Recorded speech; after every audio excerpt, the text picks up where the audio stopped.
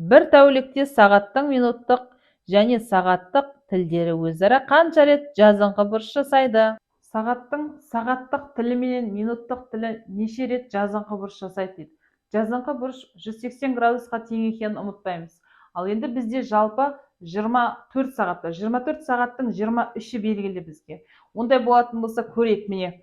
10 мен 4 деген сияқты, 9 мен 3, 2 мен 8, 1 мен 7, 12 мен 6, 11 мен 5, 12 мен 6 және 10 мен 4, 9 мен 3 деген сияқты, сонда 2 рет қайталанады. Бізде 12 сағат. 12 сағаттың біреуі алмаймыз, 11 сағат болады. 11 сағатты 24 болса, 2 еселейміз деген сөз. Ондай болса, 11 көбейтілген 2 деп алсақ, 22. 22 рет жазыңқы бұрыш жасайды екен. Жазыңқы бұрышымыз міне 180 градусқа тең болатын.